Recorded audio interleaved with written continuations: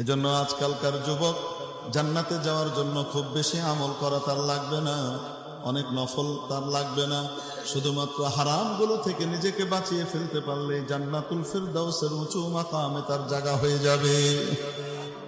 ইত্তাকিল মাহারিমা তাকুন আবাদান নাস, তাহলে তুমি বড় ইবাদতকারী হিসেবে গণ্য হবে।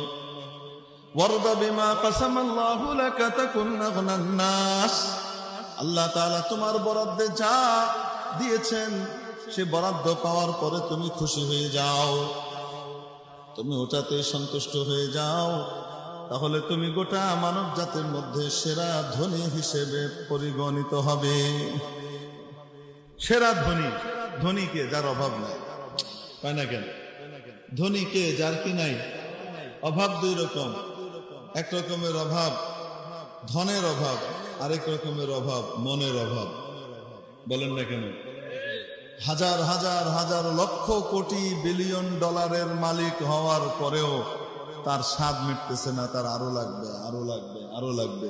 তো সে কি বলেন হাজার কোটি টাকার মালিক হওয়ার পরেও আসলে কি অভাব মুক্ত হয়েছে, না এখনো অভাবেই আছে?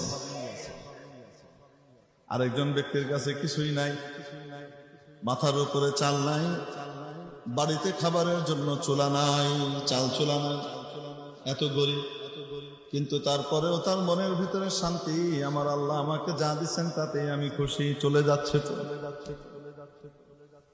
এই দুনিয়াতে কয়দিন থাকবো? এখানে তো বেশি দিন থাকবো না, আসল জগৎ সামনে আছে।